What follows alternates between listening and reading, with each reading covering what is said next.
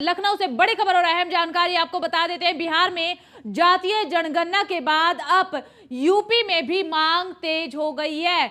UP में भी जातीय जनगणना की मांग लगातार तेज होती जा रही है। विपक्ष के नेताओं ने जातीय जनगणना की मांग तेज की है और साथ ही आपको बता दें कि देश के विकास के लिए जातीय जनगणना बेहद ज्यादा जरूरी है। सपा और कांग्रेस ने जातीय जनगणना की मांग उठाई है और लगातार कहा जा रहा है कि देश के विकास के लिए जातीय जनगणना बेहद ही ज्यादा जरूरी है। देखिए, जातीय जनगणना का जो मुद्दा है वो कोई नया मुद्दा नहीं है, बेहद ही पुराना ये मुद्दा है और समय समय पर लगातार अमूमन ये मुद्दा विपक्ष की तरफ से उठाया गया है। बिहार में जातीय जनगणना के जैसे ही आंकड़े सामने आते हैं, उसके बाद अब वो आंकड़े सामने के आने के बाद एक बार फिर से यूपी में एक बार फिर से जातीय जनगणना की मांग विपक्ष के नेताओं की तरफ से तेज कर दी गई है और साफ कहा जा रहा है कि प्रदेश के विकास के लिए जातीय जनगणना होना बेहद ही ज्यादा जरूरी है। आपको बता दें कि बीते दिन ही बिहार में जातीय जनगणना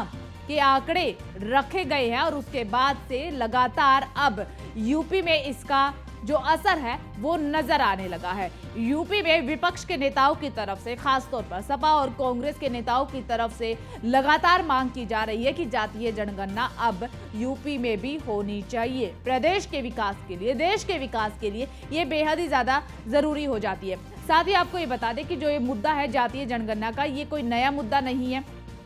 हर बार विपक्ष की तरफ से उठाया जाता है और जैसे ही चुनाव नजदीक होते हैं तो उस दौरान तो ये मुद्दा और भी जोरों शोरों से विपक्ष की तरफ से उठाया जाता रहा है और अब एक बार फिर से ये मुद्दा यूपी में उठने लगा है जैसे ही बिहार में जातीय जनगणना के आंकड़े सामने आए।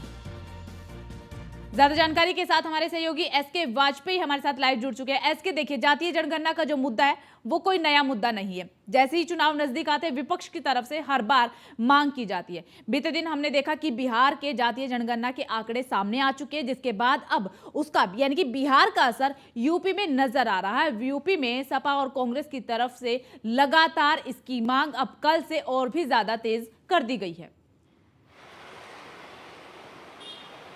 बिल्कुल निश्चित तौर पर, क्योंकि अगर हम देखें तो लगातार जैसे जैसे चुनाव नजदीक आ रहा है लगातार विपक्ष एक के बाद एक मुद्दे को उठा रहा है।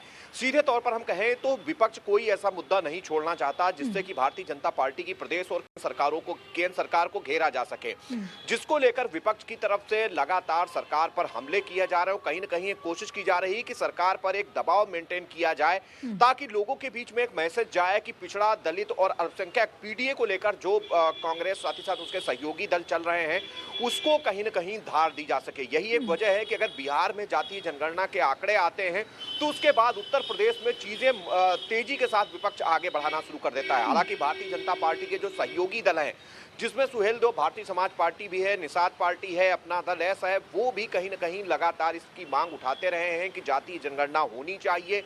और जातीय जनगणना को लेकर जो जहां तक निषाद पार्टी की बात है उनसे हमारी बात हुई थी तो उनका ये कहना था कि जातीय जनगणना होनी चाहिए, लेकिन जो लोग आरक्षण का लाभ पा चुके हैं और जिन लोगों को आरक्षण का लाभ अभी भी नहीं मिल पाया है उन पर खासा फोकस होना चाहिए। हालांकि इस पूरे मामले को लेकर कहीं न कहीं बीजेपी पर काफी दबाव बढ़ता जा रहा है, क्योंकि जिस तरीके से लगातार विपक्ष कोशिश कर रहा है कि इस मुद्दे को धार दी जाए, 2024 से पहले एक मैसेज देने की कोशिश विपक्ष की तरफ से लगातार जारी है। ऐसे में जब बिहार में कहीं न कहीं जातीय जनगणना के आंकड़े सार्वजनिक कर दिए गए हैं तो उसके बाद से उत्तर प्रदेश में कहीं न कहीं ये मांग और जोर पकड़ने लगी है। हालांकि अब देखना यह होगा कि क्या कुछ स्टैंड केंद्र और प्रदेश सरकार का इस पर रहता है, क्योंकि प्रदेश से लेकर केंद्र तक भारतीय जनता पार्टी की सरकार है। हालांकि पहले कभी भी भारतीय जनता पार्टी जातीय जनगणना के पक्ष में नहीं रही है और सीधे तौर पर अगर हम कहें अब जब इस तरीके के आंकड़े बिहार की तरफ से आ रहे हों तो कहीं न कहीं बीजेपी पर दबाव बढ़ना लाजमी है। हालांकि समाजवादी पार्टी ने पहले ही अपने घोषणा पत्र में भी ये चीजें रखी थी कि वो अगर सरकार में आते हैं तो ऐसी स्थिति में जातीय जनगणना कराएंगे और उनको लेकर आगे बढ़ेंगे। खास तौर पर पीडीए मतलब दलित, पिछड़ा और अल्पसंख्यक को लेकर इस मुद्दे को वो आगे बढ़ाएंगे और इनके लिए वो कोशिश करेंगे कि जिनको अभी तक भी आरक्षण का लाभ नहीं मिल पाया है उनको लाभ दिया जाए। तो सीधे तौर पर अगर हम देखें तो कहीं न कहीं लगातार ये कोशिशें विपक्ष की तरफ से जारी हैं, खास तौर पर उत्तर प्रदेश में, चाहे वो समाजवादी पार्टी हो या फिर कांग्रेस हो, दोनों की तरफ से ये मुद्दा जोर शोर से पहले भी उठाया जाता रहा है। और बिहार में जिस तरीके से आंकड़े सार्वजनिक हुए हैं उसके बाद बिहार में जिस तरीके से आंकड़े सार्वजनिक किए गए हैं, दिखाई दे रहा है। हाँ, एसके देखिए, जिस तरीके से बिहार में जातीय जनगणना के आंकड़े सार्वजनिक किए गए हैं, उसके बाद बिहार के मुखिया नीतीश कुमार की तरफ से बयान भी सामने आया है और उनकी तरफ से कहा गया है कि जो आंकड़े अब सामने आए इसके आधार पर बिहार का अब हम आगे विकास करेंगे। ऐसे में अगर यूपी में भी उत्तर प्रदेश में भी जातीय जनगणना करवाई जाती है, जो आंकड़े सामने आते हैं, उसके बाद यूपी में भी विकास हो सकता है।